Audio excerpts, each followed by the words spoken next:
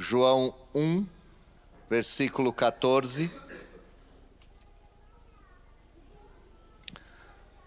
Está escrito assim: E o Verbo se fez carne e habitou entre nós, cheio de graça e de verdade, e vimos a sua glória, glória como do unigênito ao Pai. Como unigênito do Pai, perdão. Feche seus olhos, baixe a sua fronte, vamos orar. Deus, em nome de Jesus, nós, o teu povo, nos reunimos nessa manhã, e já reunidos nessa manhã, já lhe adoramos, confessamos os nossos pecados, demonstramos a nossa gratidão ao Senhor e fomos preparados por meio da liturgia para a exposição do texto sagrado. Eu rogo ao Senhor que o Senhor me faça fiel à sua palavra e instrua a todos nós, a fim de que venhamos a conhecer o mistério da encarnação e os efeitos, os desdobramentos da mesma nas nossas vidas. Que compreendamos o quão grandioso foi o feito de Jesus ao ter assumido a nossa carne e nos dado a sua salvação. Nos dê clareza, nos dê profundidade, nos dê compreensão o mais abrangente possível do texto, a fim de que nos deliciemos no Evangelho da nossa salvação e no Cristo do Evangelho. Sê comigo, sê com o seu povo, sê com os seus filhos, é o que eu lhe peço em nome do Senhor Jesus. Amém. Nós estamos voltando a esse pequeno versículo porque entendemos que este é o versículo mais importante de todo o Novo Testamento. Esse não é um versículo qualquer. Ele foi chamado de o majestático ou o majestoso prólogo de João. É bem verdade que o prólogo de João abarca do primeiro versículo ao 14, mas o versículo de número 14, ele vai apresentar uma das maiores glórias do Novo Testamento. E também poderíamos dizer que a doutrina mais central de toda a Escritura. E esse versículo começa com um conectivo que diz: e o Verbo se fez carne. Entenda o contexto imediato desse texto. O Verbo estava no mundo, isso é, Jesus Cristo. O mundo foi feito por intermédio dele. Tudo que existia foi ele quem fez. Mas o mundo não o conheceu, no sentido de não recebê-lo. Versículo de número 11 diz: veio para o que era seu e os seus não o receberam. A grande pergunta é: como é que o Verbo veio ao mundo? Como é que o Verbo foi visível ao mundo? Como é que o Verbo se revelou ao mundo? E o texto diz: o Verbo se revelou ao mundo de maneira espetacular, se fazendo carne. E aqui nós temos que entender o que está por trás dessa declaração espetacular de João, o apóstolo.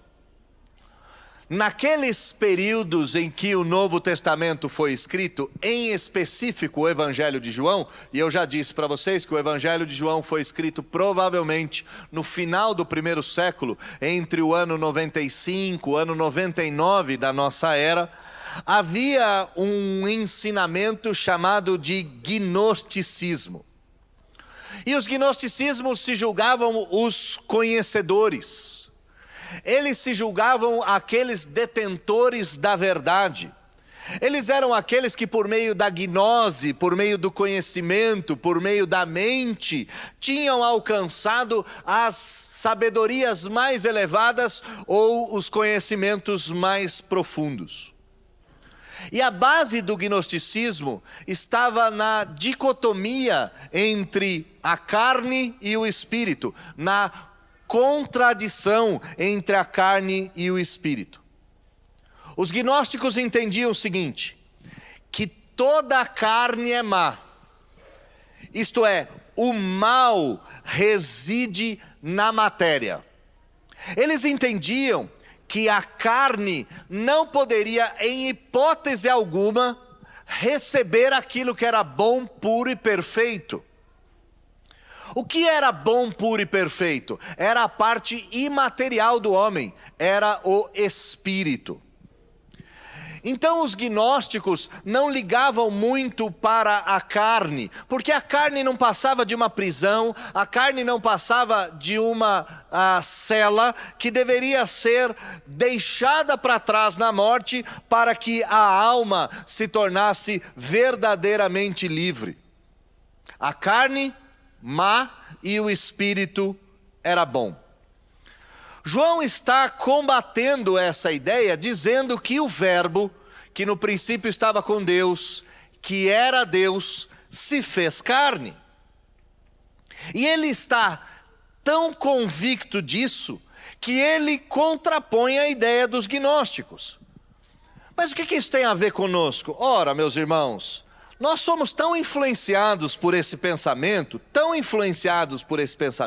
que muitos de nós concordaríamos com isso. Nós diríamos, ora, a carne do homem é má, o espírito é bom. Então nós não devemos cuidar muito da carne, nós devemos pensar na parte espiritual. Só para a gente arrancar isso da nossa mente de uma vez por todas, eu gostaria de perguntar para vocês, quantas gramas pesa o diabo? Por exemplo, qual é o peso de Satã? E aí você vai dizer para mim, ora, o diabo não pesa nada, pois é espírito. Pois bem, o diabo é totalmente espírito e não carnal. O diabo porventura é bom? A resposta será, obviamente, não. O diabo é mau. Entenda, o diabo é um ser espiritual e não possui carne e ao mesmo tempo é completamente mal. Nós não podemos equacionar espírito bom e carne má. O diabo não tem carne e é totalmente mau, é totalmente maligno. O que João está defendendo? João está defendendo que o que faz uma coisa ser boa ou o que faz uma coisa ser má é o uso que nós damos a ela. João está demonstrando aqui duas grandes verdades.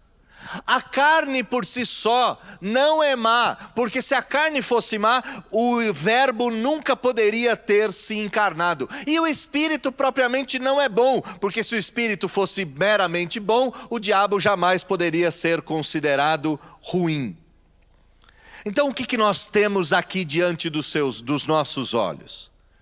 Nós temos uma revolução no pensamento, com uma apresentação gigantesca de quem Jesus é e daquilo que ele fez. Jesus ter se encarnado contradiz todas as ideias do mundo antigo.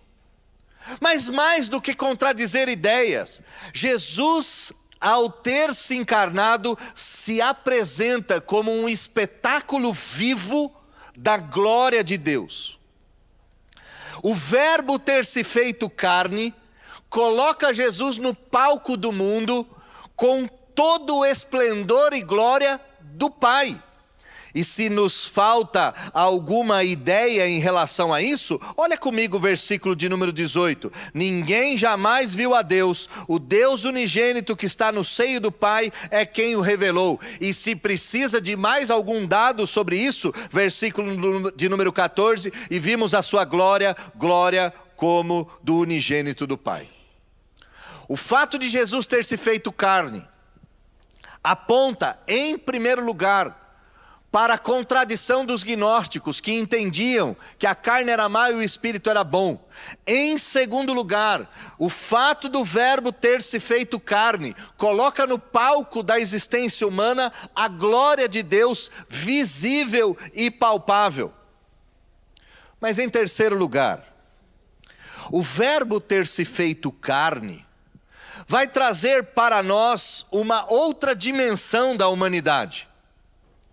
Aquele que fez o universo, o ser mais sublime de tudo que existe, aquele que era antes de todas as coisas, de todas as eras, aquele que estava no princípio, aquele que era antes do tempo, aquele que era Deus, segundo o que nos diz João, aquele que por meio do qual tudo que existe, planetas, o universo, o planeta Terra, a natureza, os animais, os insetos, aquele que criou todas as coisas, ao se fazer carne, ao ter nascido de mulher, eleva a carne humana a uma posição jamais imaginada. Pense nas implicações disso. Jesus assumiu a natureza que era nossa e não dele. Ele é espírito. Deus é espírito. Ele assumiu a nossa natureza. Ao ter se feito carne, ele participou das nossas misérias. Sim, das nossas misérias. Se nós andarmos descalços nas pedras, nossos pés ficarão feridos. Se nós tropeçarmos e cairmos, certamente nos feriremos na cabeça, nos braços, nos joelhos. Nossas misérias são tamanhas que, se tamparmos o ar, não conseguiremos ficar por muito tempo sem o oxigênio nos nossos pulmões.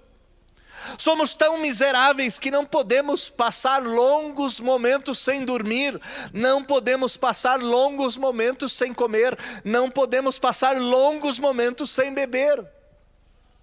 Aquele que era antes de todas as coisas, aquele que criou todas as coisas, se fez carne, assume a minha natureza e a sua, participa das nossas misérias e pior, passa a andar nas trevas que não eram dele, nas trevas que eram nossas. A Bíblia diz que o mundo jaz do maligno, a Bíblia diz que o mundo está envolto em trevas, a Bíblia diz que esse mundo tem uma contradição existencial, onde a natureza está lutando contra o homem e o homem está lutando contra a natureza. Esse mundo é repleto de trevas. A mentira, a maldade, a desigualdade, a desonestidade, a intolerância. E eu poderia aqui mensurar as desgraças desse mundo até amanhã, e ainda assim não seria capaz de extingui-las, ou não seria capaz de citá-las todas. Ele não assume só a nossa natureza, ele participa das nossas misérias e vem andar nas trevas que é esse lugar. E esse lugar, sim, é um lugar repleto de trevas. Mas ao ter se feito carne, ele não só participa das nossas misérias e das nossas fraquezas, mas diz a Escritura que essa participação é tão radical e tão radical que ele vai morrer a nossa morte. Pensa nisso, meu amado irmão. No princípio era o Verbo estava com Deus, o Verbo era Deus, e o Verbo se fez carne, e se fez carne de tal maneira que morreu como carne. Naquela cruz não era um feitiço, não era um engano, não era um ilusionista, não era uma mentira sendo contada naquele lugar. Pelo contrário, o Verbo que era Deus se encarna. E lá naquela cruz ele dá o último suspiro de vida, dizendo ao Pai: Pai, em tuas mãos entrego o meu espírito. E diz a Escritura que a partir daí Jesus expirou.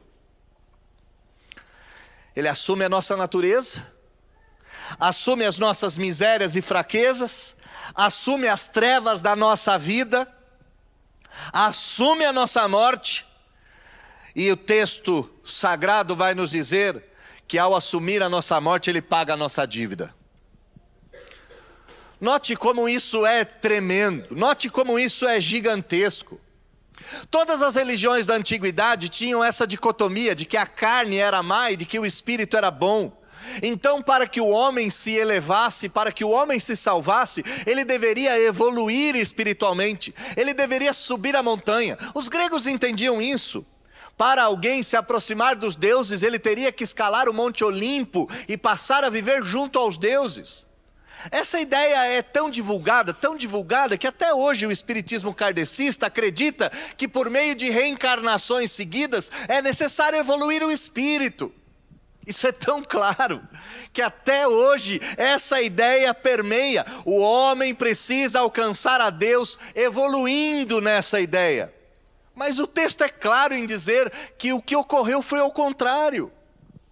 Deus se rebaixou, Deus desceu, Deus assumiu a miséria, Deus despencou do alto do seu trono para o lodo da nossa existência.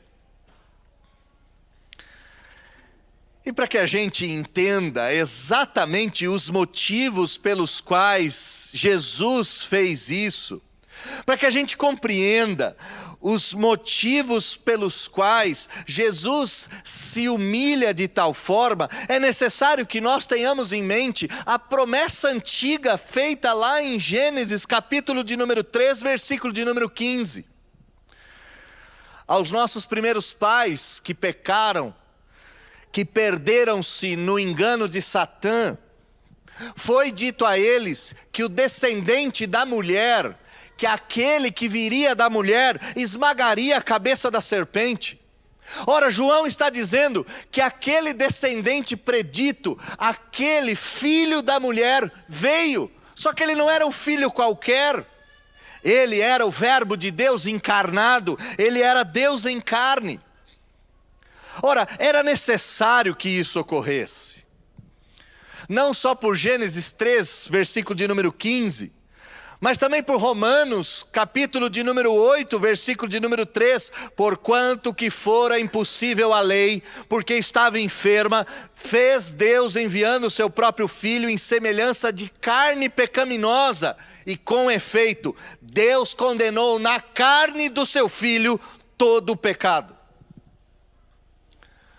É extraordinário pensarmos no que está acontecendo nesse texto aqui. É extraordinário pensarmos que o fato de Jesus ter assumido a carne, que era um rebaixamento absurdo, foi exatamente a causa da nossa salvação. Deus teve que se manifestar em carne, porque nenhum de nós seria capaz de evoluir ao ponto de subir na montanha de forma justa. Calvino vai dizer que o Filho de Deus desceu tão baixo, tão baixo, tão baixo, tão baixo, que não existiria lugar mais baixo do que assumir a nossa carne. Olha que coisa incrível, é o que o texto está dizendo. Nós temos aqui a menção de que Deus, por causa de pecadores miseráveis como nós, assumiu a carne humana e experimentou todos os dissabores dessa carne, a fim de na própria carne condenar o pecado, a fim de na própria carne anular o pecado de uma vez por todas. E João não usou qualquer palavra aqui. João usou a palavra mais grotesca para um ambiente de judeu, que é a palavra carne, e o verbo se fez carne. Para um judeu, a carne era a porção mais corruptível do homem. Para um judeu, a carne era a natureza bestial, era a natureza inumana, era a natureza animal. E o que Deus fez foi transformar essa natureza, essa palavra grotesca, esse ato infame, num ato mais glorioso. A poesia retratou isso muito bem. Quando Dante Alighieri escreveu a sua poesia, o Inferno de Dante, e ele é dividido entre as descidas do inferno e o paraíso, no 7º canto diz o seguinte: muitos séculos estava enferma a carne no pecado, jazeu ela no erro engrandecido, até que o verbo de Deus fosse encarnado, por um só ato do eterno amor unido, a natureza que um dia se maldera, depois do Criador, gloriosa se fez. É isso que aconteceu no texto. A raça humana atinge outra dimensão, e o Deus inumano atinge um outro patamar. Homem é feito em carne de Deus. Deus é feito em carne de homem. Mas o texto não só termina, o texto não se encerra com essa ideia de o verbo se fez carne. Tem um outro E aí no texto, olha comigo. O verbo se fez carne e habitou entre nós. Essa habitação entre nós, ela é extraordinária. Porque Deus poderia ter se feito carne e ainda assim habitar no alto da montanha. Ele poderia ter feito isso. Ele poderia ter se feito carne e se separar de nós. Ele poderia ter se feito carne, mas ainda ter poderes miraculosos. Não sentir sede, não sentir sono, não sentir frio, não sentir calor, não sentir dor. Ele poderia ter feito essas coisas. Ele poderia ter se feito carne e viver no alto de um palácio, num palácio de cristal, inacessível. Ele poderia ter feito todas essas coisas, mas diz o texto que ele não só se fez carne, mas ele veio habitar entre nós. E essa habitação, olha comigo o versículo de número 14, ela é cheia de graça, cheia de verdade e cheia de revelação. Ele habitou entre nós, e a palavra habitação aqui significa que ele fez a sua tenda para conosco. Isso é extraordinário, porque a tenda de Deus lá atrás era o local da presença. O tabernáculo era o local da presença de Deus. Ora, vejamos. Êxodo diz o seguinte: fala aos filhos de Israel que me tragam a oferta. De todo homem cujo coração o mover para isso, dele recebereis a minha oferta. Esta é a oferta que dele recebereis: ouro, prata, bronze, estofa azul, púrpura, carmesim, linho fino, pelos de cabra, peles de carneiro, tintas de vermelho, peles finas, madeira de acácia, azeite para a luz, especiarias para o óleo, unção para o incenso, pedras de ônix, pedra de engaste, etc, etc, etc. Deus está instruindo o povo a trazer as coisas para construir o tabernáculo. E no versículo de número 8, então ele diz: e me farão um santuário, para que eu habite no meio deles, segundo tudo o que eu te mostrar para modelo do tabernáculo e para modelo de todos os seus móveis, assim o fareis. Quando Jesus habita entre nós, a lógica é invertida. Os homens constroem um santuário para Deus vir. Deus pega a carne humana e transforma ela num santuário para ele existir. Ele se transforma em tenda, ele se transforma em tabernáculo. E não é à toa que Mateus vai dizer: eis que a virgem conceberá e dará à luz a um filho, e ele será chamado de Emanuel, que significa Deus conosco, Deus na tenda, Deus no tabernáculo, Deus habitando no nosso meio. Jesus veio e habitou entre nós. Ele fixou o seu tabernáculo conosco. Ele adotou uma habitação entre nós. E aqui a habitação de Jesus, ela é extraordinária, porque a habitação de Jesus é a carne humana. A carne de Jesus é a nova localização da presença de Deus. Não é mais no tabernáculo, não é mais no templo, é na carne dos homens. Ele habitou entre nós. Ele fez o seu tabernáculo na nossa carne. Ele fez o seu tabernáculo na nossa existência.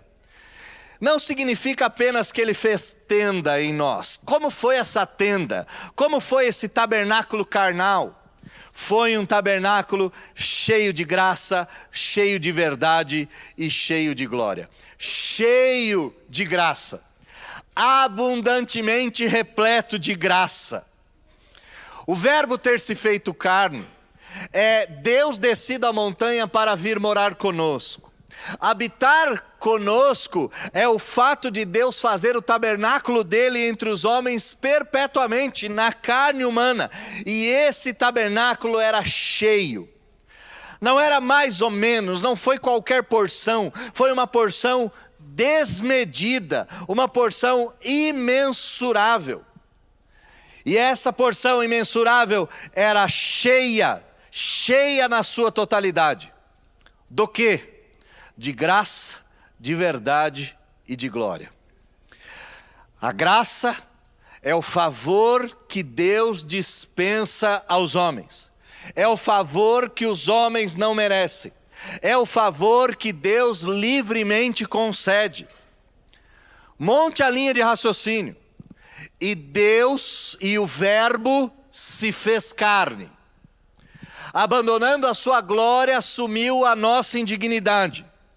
E nesse assumir, habitou entre nós. Fez a sua tenda definitivamente conosco. E ao habitar entre nós, veio cheio, repleto totalmente da graça de Deus. A graça de Deus é o favor imerecido que Deus derrama em relação aos homens. Quando Jesus veio, ele veio pleno desse favor. Ele veio cheio da boa vontade de Deus para com os homens. Ele veio repleto do benefício que os homens precisavam para viver. Mas o texto também diz que ele veio revelar aquela verdade que era desconhecida nos séculos anteriores e pervertida pelos homens e pelos próprios judeus. A verdade do Evangelho só pode ser entendida em Cristo Jesus, e é por isso que ele disse: eu sou o caminho, a verdade e a vida. Por isso que ele disse: conhecereis a verdade e a verdade vos libertará. E é por isso que ele disse que importa que os seus adoradores o adorem em espírito e em verdade. O Evangelho de João é o Evangelho da verdade. Jesus veio revelar essa verdade. Que verdade é essa? Que os homens não são capazes de subir a montanha. Que para os homens serem salvos é necessário que Deus desça a montanha. Que a carne humana não é indigna porque ela foi feita por Deus. E que Deus é capaz de revelar-se na carne humana. Revelar-se de forma abrangente. Tabernacular-se conosco. Derramando a sua verdade eterna. A verdade é que a segunda pessoa da Trindade assumiu a carne humana para elevar a raça humana num estado de salvos ou num estado de salvação.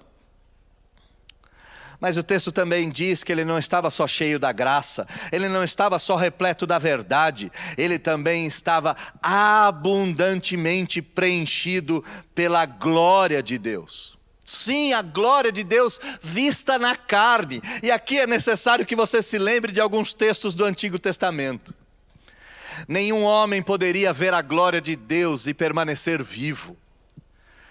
Quando Moisés pediu para ver a glória de Deus, Deus não permitiu. Deus tapou o rosto de Moisés naquela fenda.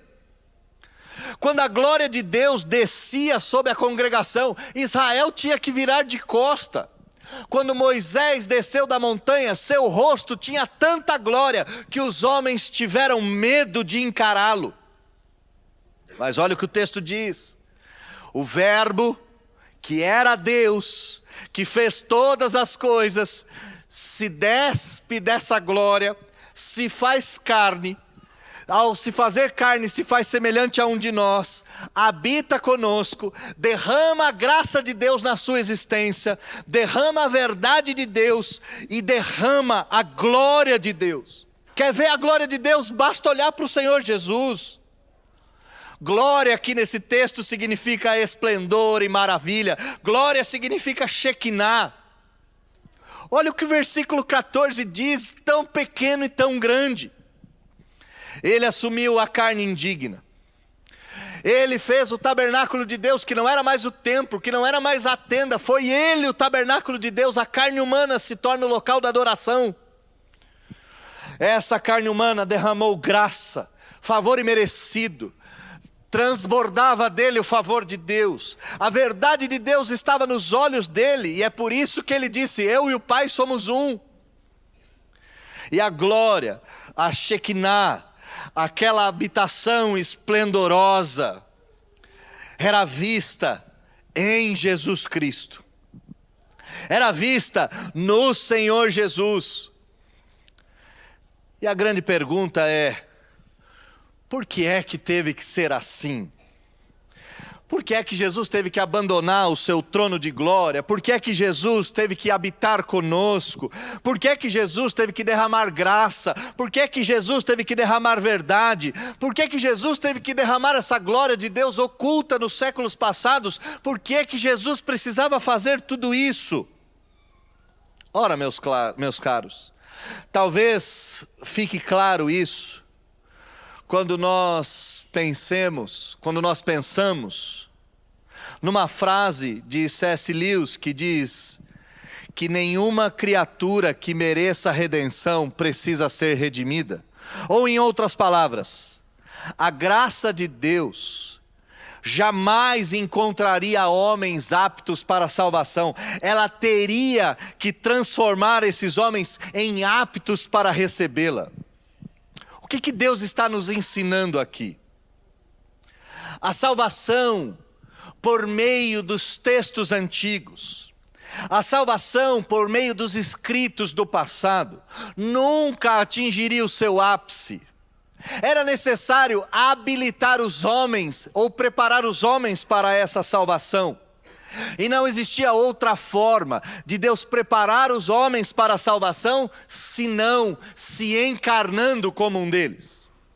Não haveria outra maneira dos homens enxergarem essa salvação se Deus não fizesse o tabernáculo dele na carne humana. Não seria possível nós enxergarmos o favor imerecido de Deus se não estivesse claro de que Deus desceu do seu trono para assumir a nossa carne. Não seria possível nós recebermos a verdade de Deus se nós não entendêssemos que Deus se fez homem para fazer dos homens a coroa e glória da criação. Não seria possível nós recebermos a salvação, porque nenhum de nós seria capaz de encarar a glória de Deus, e a glória de Deus teve que ser manifesta na carne do seu Filho. Glória como do unigênito do Pai. Agora o versículo de número 15 até o versículo de número 18 esclarece isso. A lei foi dada por Moisés, a graça e a verdade vieram por meio de Jesus. Essa salvação só podia vir por meio do Senhor Jesus. E mesmo tendo a primazia, como João testemunha, Ele é antes do que eu, Ele é maior do que eu, Ele é mais glorioso do que eu. Mesmo assim, por meio de Jesus Cristo, homem encarnado, nós, os seres humanos, podemos então obter a salvação. Eu e você, por causa dos nossos pecados, por causa da nossa miséria, por causa da nossa incompatibilidade, por causa de nossas ações inconsequentes, irreverentes e rebeldes contra Deus, precisávamos de um acordo de paz vindo de Deus para a nossa salvação. A lei não seria capaz de nos salvar. A obediência perfeita não seria algo ao qual nós poderíamos alcançar. Então Deus, em sua graça eterna, se desfaz da sua glória, assume a indignidade da carne, vem até os homens, habita junto aos homens e passa a derramar graça, passa a derramar verdade, passa a derramar glória, exatamente para fazer com que pecadores miseráveis como eu e você pudéssemos nos dobrar para a salvação. 3 aplicações práticas para a gente encerrar o sermão. Perceba, em primeiro lugar, o quão enferma e desgraçada é a natureza humana sem Cristo. A natureza humana não é capaz de cumprir a lei, a natureza humana não é capaz de agradar a Deus, a natureza humana não é capaz de subir a montanha, a natureza humana entende as suas imperfeições e perverte a verdade de Deus. A natureza humana está condenada, tanto na sua carne quanto no seu espírito, por sua indignidade e incapacidade de salvar-se a si mesmo. Esse é o primeiro ponto que nós devemos enxergar no texto. Segundo ponto que nós devemos enxergar no texto: a grandiosidade do Deus a qual nós servimos.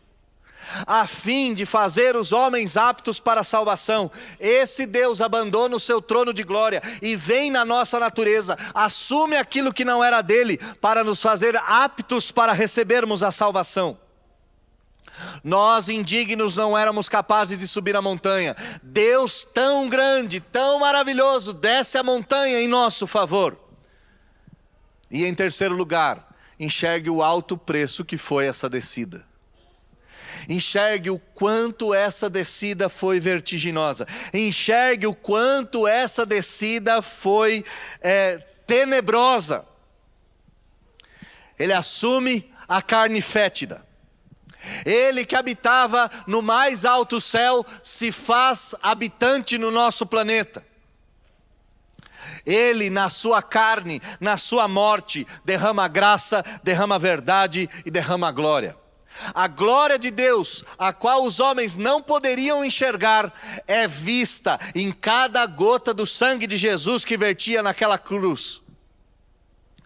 A glória de Deus, que nenhum homem pôde contemplar, na encarnação do Verbo de Deus, é tocada, é sentida, é apalpada. E João teve a audácia de dizer numa das suas cartas, que nós não só vimos o Verbo de Deus, não só vimos a sua glória, mas nós tocamos, nós apalpamos, nós sentimos, nós abraçamos.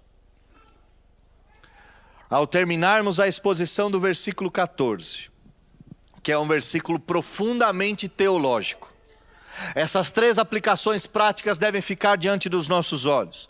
Quão pequeno você é, quão grande Deus é, e quão alto foi esse sacrifício, quão profundo foi o sacrifício para Deus salvar pecadores como eu e você.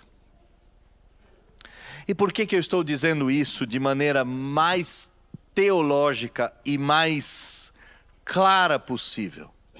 Ora, meus amados irmãos, se nós tivermos uma visão distorcida de quem nós somos, nós nunca entenderemos quem Deus é e o que Ele fez. Se nós acharmos que nós éramos dignos e gloriosos e poderíamos salvar a nós mesmos, nós nunca entenderemos o mistério da cruz e o mistério da encarnação. Então nessa manhã eu quero revelar a você a sua indignidade mais uma vez e deixar isso claro diante dos seus olhos. Se o pecado não for amargo diante da sua boca, a graça de Deus nunca será doce o suficiente para você louvá-la. É necessário revelar quem é o seu Salvador e quão grande Ele é e tudo aquilo que Ele fez por você. João está gastando seu latim, aqui no caso grego, para dizer para nós o quão grande Jesus é. Você não tem um Salvador qualquer, você não tem um Salvador raso, você não tem um Salvador indigno, pelo contrário. O seu Salvador é Deus, que decidiu viver junto com você para te salvar, para te dar a salvação, para te dar a eternidade. Veja o quão indigno você é, veja o quão digno Ele é. E por fim, veja o preço que Ele pagou. Que a partir de hoje você enxergue que a carne humana não sobe a montanha, que o Espírito Divino a desce. Que a carne humana não é capaz de trazer glória para si, mas o Espírito de Deus glorifica a carne humana nela habitando. E enxergue que Jesus fez tudo isso por amor aos seus eleitos. Paulo vai dizer que Deus comprou a igreja às custas do seu próprio sangue. Paulo vai dizer que a morte de Jesus encarnada nos deu livre acesso ao trono de Deus. Paulo vai nos dizer que aquilo que a carne era incapaz de fazer, Jesus, por meio da sua carne, nos deu eterna salvação. Jamais se esqueça que a encarnação de Jesus não é um ato qualquer. Jamais se esqueça que a encarnação de Jesus não foi um mero acidente. Jamais se esqueça que a encarnação de Jesus foi um ato trivial. Se Ele não tivesse vindo em carne e morrido a nossa morte, certamente nenhum de nós alcançaria a salvação. Feche seus olhos, baixe a sua fronte. Vamos orar. Deus, nós queremos nessa manhã louvá-lo, Senhor, por aquilo que Jesus é. Jesus é Deus, segunda pessoa da Trindade. E esse Deus se faz carne. Não foi feito, se fez. Quis fazer, quis se submeter, quis se rebaixar. E se rebaixou. Assumiu a nossa miséria, assumiu as trevas do nosso mundo, nossas debilidades, assumiu a nossa morte. E fez isso habitando conosco. E aquilo que nós reputávamos por desinteressante ou por trivial, foi exatamente o meio pelo qual Deus derramou graça, verdade e glória. A graça que precisávamos para ser salvo, a verdade que precisávamos compreender e a glória que tanto ansiávamos ver e ter, veio por meio da carne do Senhor Jesus. Não fomos nós que subimos à presença de Deus, foi Deus que desceu até a presença dos homens. Não éramos dignos o suficiente para alcançarmos a salvação. A lei deixou a nossa carne enferma e nos condenou. Mas a graça do unigênito Filho de Deus nos deu a salvação e nos elevou. Inverteu a ordem de homens indignos para filhos e filhas de Deus, para eleitos do Senhor. De miseráveis pecadores para seres glorificados, para mentirosos e falsários, nos transformamos em receptáculos da verdade, para desgraçados, de desgraçados, fomos elevados a agraciados. Que nós nunca nos esqueçamos desse versículo 14, que nós nunca nos esqueçamos da profundidade desse texto, que nós não nos esqueçamos que foi necessário Deus descer a montanha para salvar miseráveis como nós, e essa salvação foi tão eficaz, que nos transformamos em bem-aventurados, em servos da verdade, em detentores da glória e da graça de Deus. Que tiremos da nossa mente a ideia de que a carne é indigna e miserável, porque depois que Cristo assumiu essa carne pode ser feita carne glorificada e carne gloriosa. Que nós não vivamos uma salvação espiritual, pouco se importando com aquilo que fazemos com a carne. Não, que entendamos que a carne enferma foi feita gloriosa e que o espírito incapaz foi feito capacitado. Que esse texto fique impresso na nossa mente e no nosso coração e que nós possamos viver para a glória do Filho unigênito de Deus, entendendo que Jesus é perfeitamente homem e também é perfeitamente Deus. E que somente nessa união, homens e mulheres poderiam alcançar salvação. Nós te adoramos. Oramos em nome de Jesus.